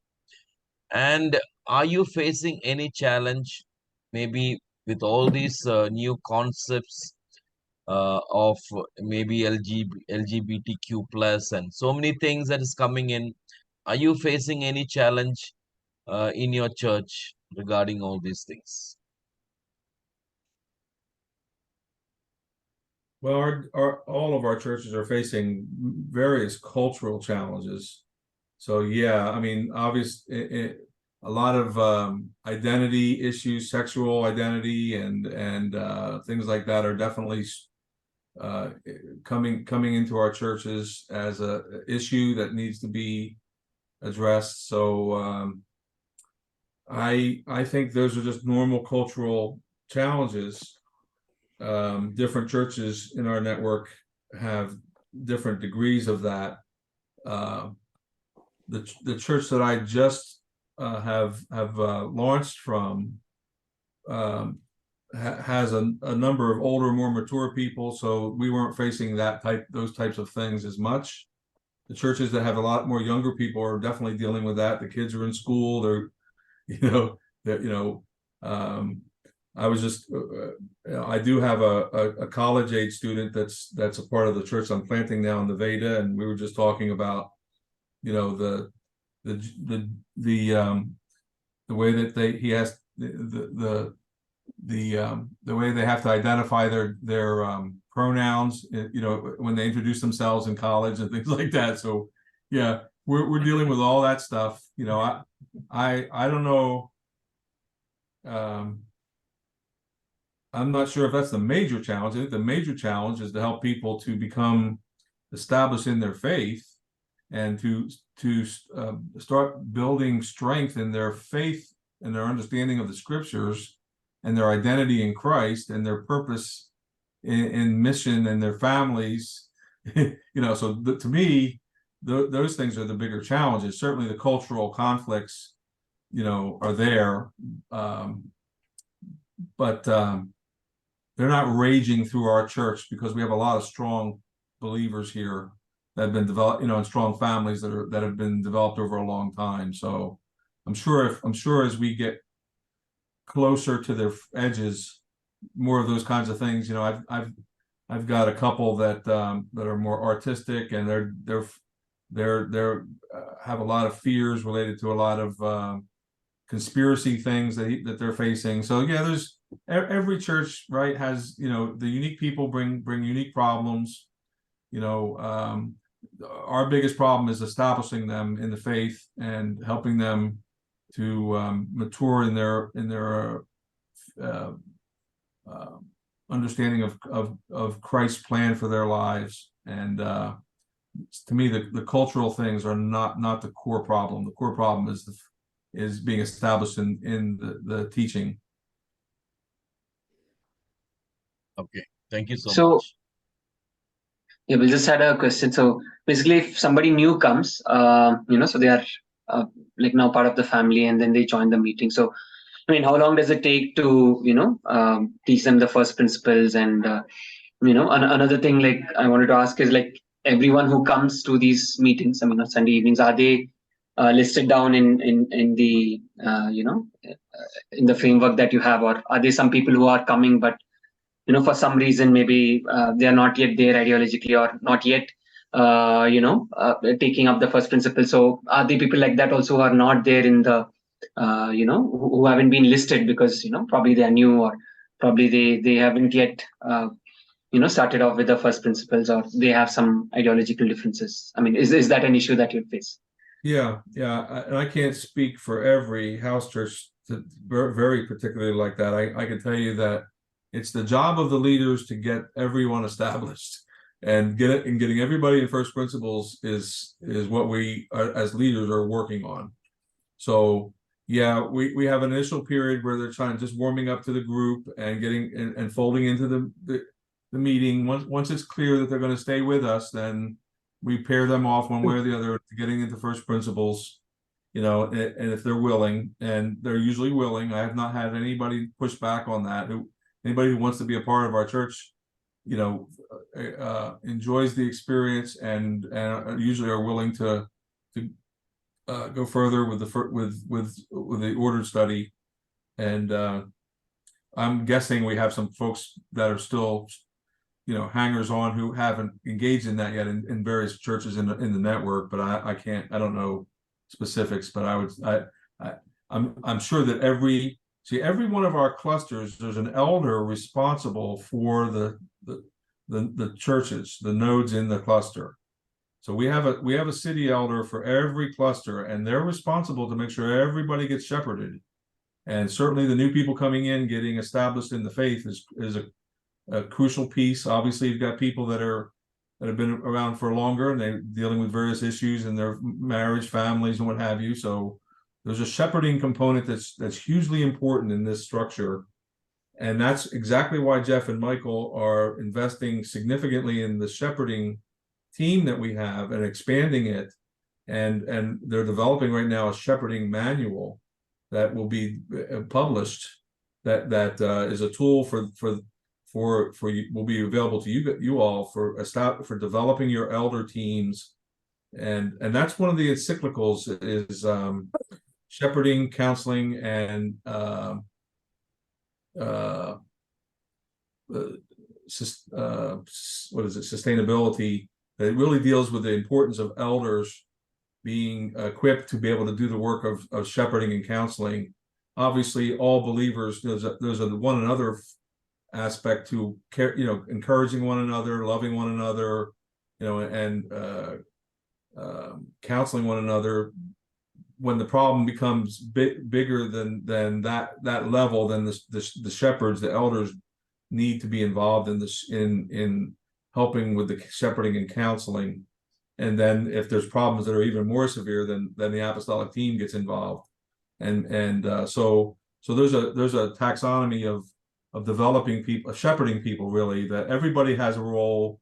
The shepherds have a very strategic role on top of that, and the apostolic team supports the shepherds and dealing with the most severe problems. And so that way, every person that comes in is in a shepherding context. And obviously, the new people, the new believers need the first principles as a part is foundational to the shepherding. Bill, Yes. Thanks. There's only one solution to this. We're all going to take a flight and come to your house. We are going to attend one of your services, your evening service and the morning service, and be with you for a week. All doubts will be cleared. Bill, one more thing. I see that the shepherding manual is already there in the cloud, in this thing. It's here. Yeah, that's a version that's an older version. Jeff is working on a newer version of that's more developed. So okay. That'll give you some ideas, and that's the direction. But he's got a much more robust piece that's forthcoming here. Mhm. He's polishing it with the elders, and we're going to be rolling it out with the second gen leaders next, Mhm. and it's going to be published. And frankly, it's a part of the sequel to the MCCEE program. See, the MCCEE program, you roll out the first principles to everybody as far as possible. As you get that done, then the next layer is the life development stuff, life stewardship and community, life to the nth, SEMA, parenting, shepherding. These are things that the story, those are things that need to be added to the first principles, comes of holistic life development stuff. And then the third program is the theology and culture, where the Mastering the Scriptures series will be the how to roll that out, the teacher's guide for that, and all that. So the MCCEE is the first of the 3 programs that we think every partner can benefit from.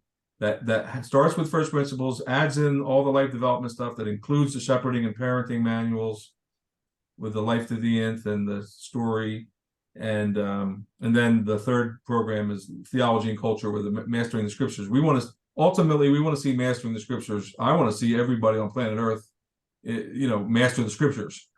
That's something every believer should be investing their lives in. But you don't start there. You start with first principles, and we got to get churches to roll that stuff out, get the life development stuff built in, so that then a lifelong pursuit of mastering the Scriptures is something that everybody can be engaged in, and that's the 3 programs will map that way. So at this point, we've got you in the first of that, and we get the first principles rolled out, we'll accomplish a lot.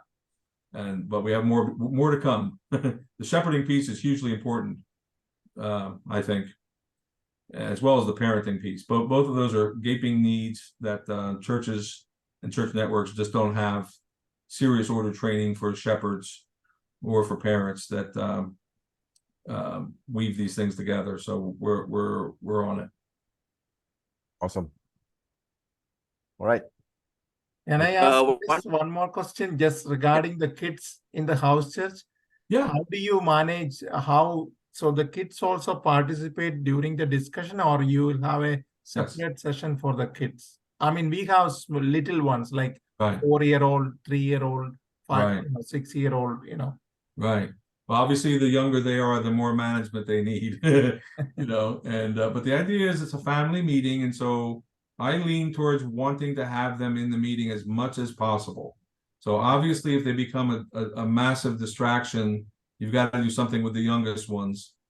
But we have young children playing on the floor in the middle of the circle. They may be putting a puzzle together, but they're listening to the parents talking about the Lord Jesus and their walk with Him, and so so as much as possible, have the kids be a part of the meeting.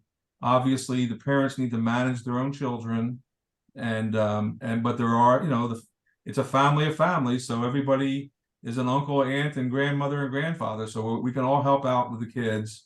You know, it's not a kids meeting, it's an adult meeting, but the kids, we want to involve them as much as we can. And so that's kind of the principle that guides me. And, you know, I've done this for many years.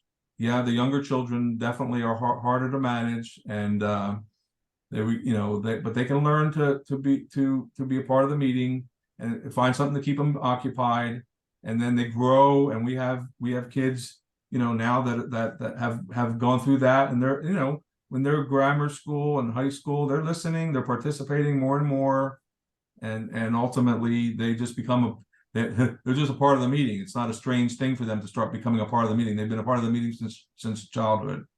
So it's just a question of managing how much noise they're making and distraction, and you know, we can tolerate a little bit of that. You know, it's the price is worth it to have some distraction. Obviously, you have to. There's a point where it's like, okay, you know, mom or dad have to take the child out for a moment and whatever. But you know, so the preference is as much as possible to have them be a part of the meeting if they can do it without distracting too much. Thank you so much. Do you have organized singing in any of your churches, which means, you know, some musical instruments in any of the church services? Do you have that? We have no church services, brother. No, I'm sorry. In the meeting. We have the house church that at White Oak, where I've just come from. They have a piano, and they'll sing a couple 3 songs during the prayer time. The church I'm planting right now, I'm planting with folks who are not church people. So we don't have a singing time, but I have a song that we share. So last night I had a song that I had the lyrics to the song. I handed it out on a piece of paper, and we played the song for them to hear, but we didn't sing it because I have folks that are coming into the church who are not church people. They're not used to singing songs. It's weird. It's strange for them. So the different churches do different things in our network with music. I'd say, you know, knowing your culture enough, you have enough people, you know, you love music, and so you're probably going to have more of that. I would think that's very natural. So you got to do what's natural. I think you got to do what feels comfortable, but it's not a worship service. We do a couple songs type of thing. The reason I'm asking is because, you know, we have a lot of the Pentecostal background people here coming in our church. Then they love music, yeah. And really, the music actually has a great influence on these people. Sure. And cutting off music is something that they can't even imagine. I think so. So right. That's why I asked.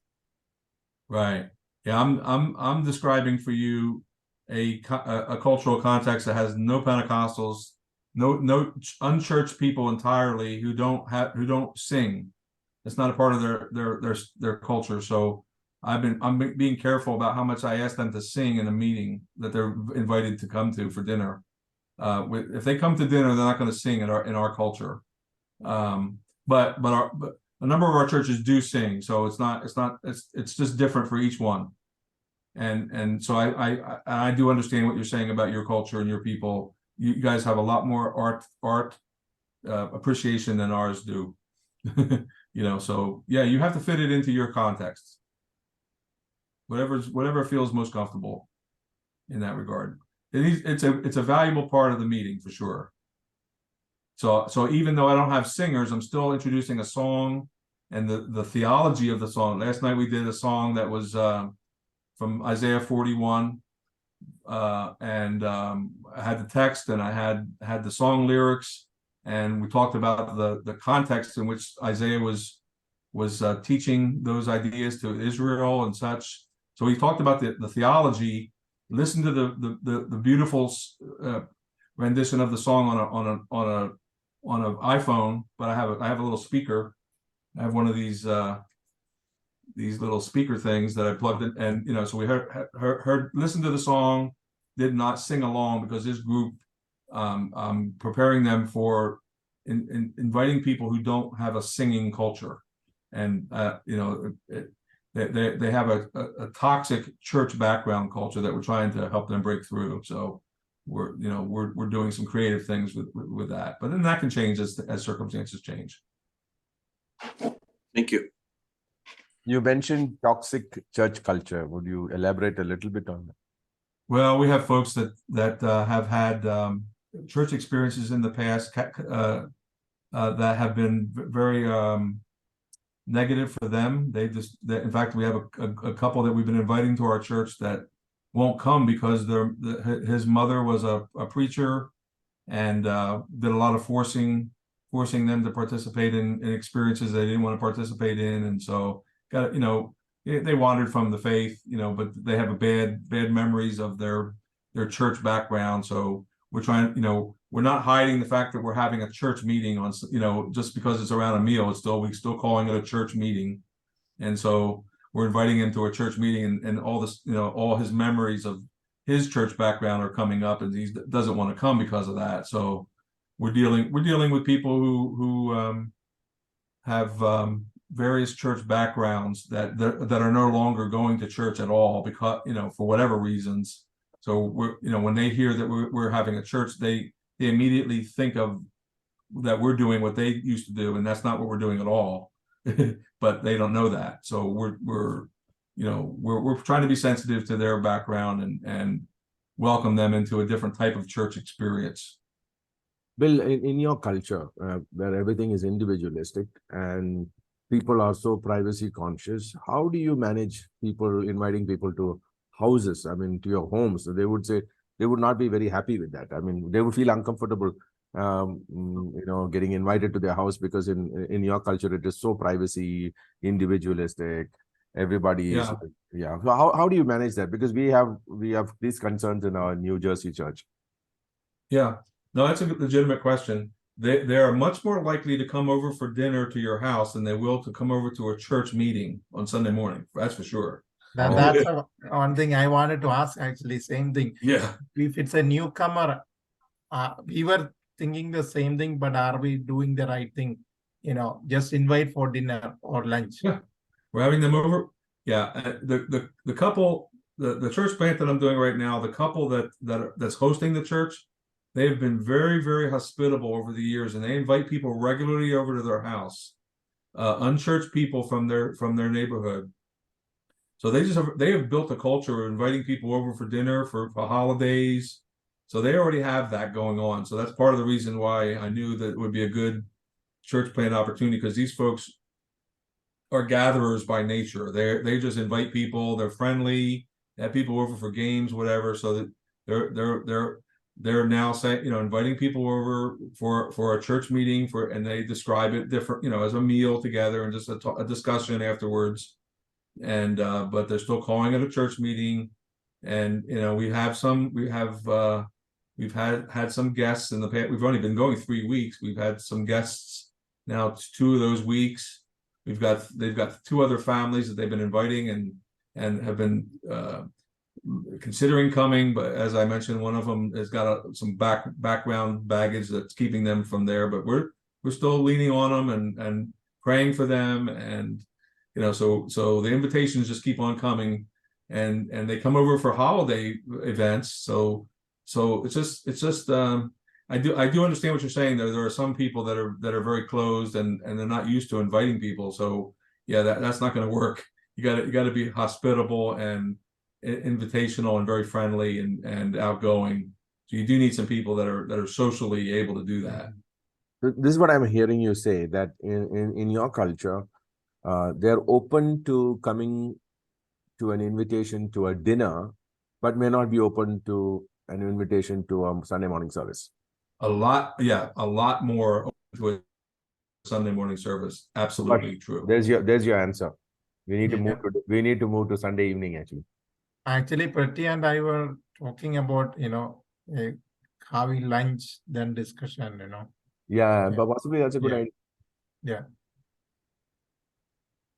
Yeah, it's hard to turn down somebody that personally invites you over for dinner. it's easier to say, hey, if you say come over to our church service on Sunday morning, it's easier for them to say, no, I got my own thing, I did that. But come over for dinner, it's hard to turn that down.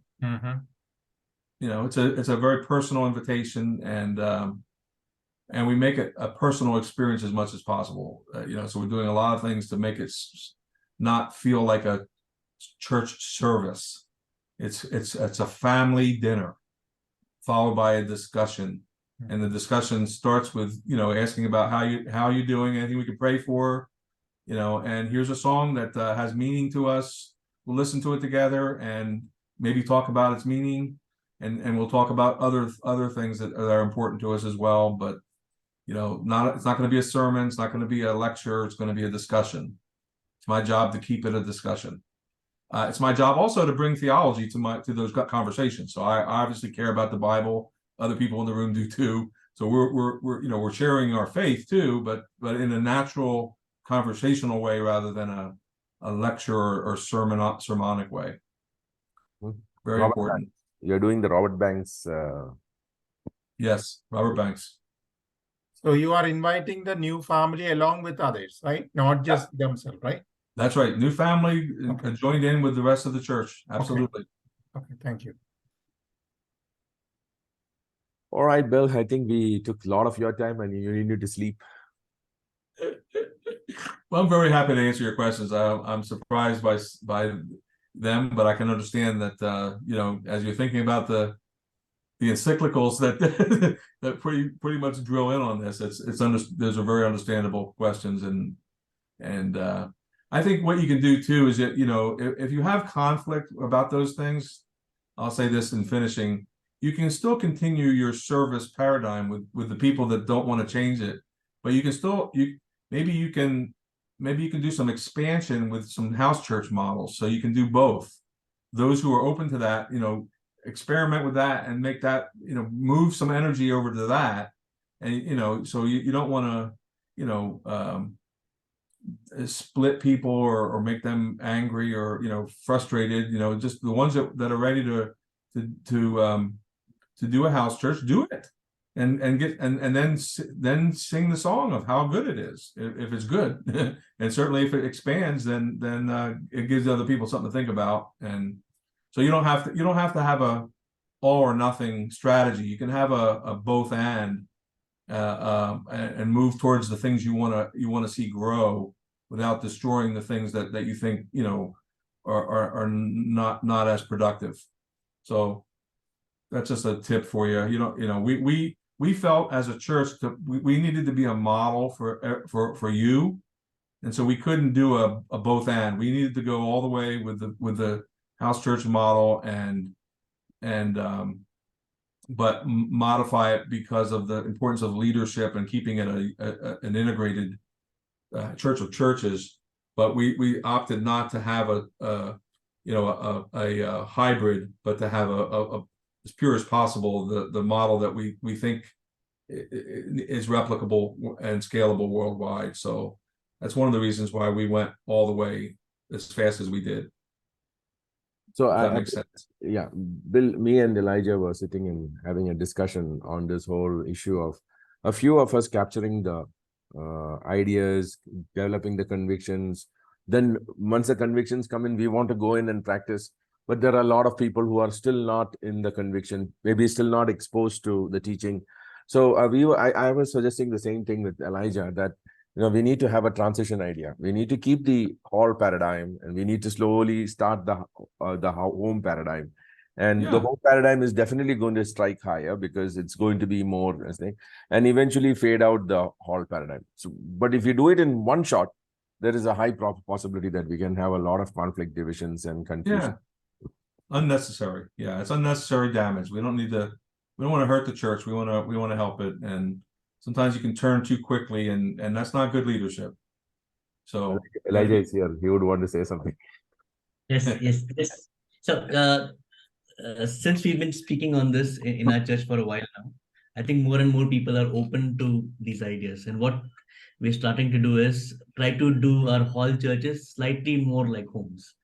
So even though we're meeting in a hall, but then we have discussions, sitting in a circle and continue to have discussions. We have during worship, let's say when we are singing songs, everyone is open to start singing and suggest new songs or bring some exhortation, some prayer. So still meeting in the hall, but having it more like a home so that we can transition to homes better. So me and Pastor George, we have been discussing on this for a while then. We are thinking of transition ideas. We need transition ideas. So that's something which we are really working on.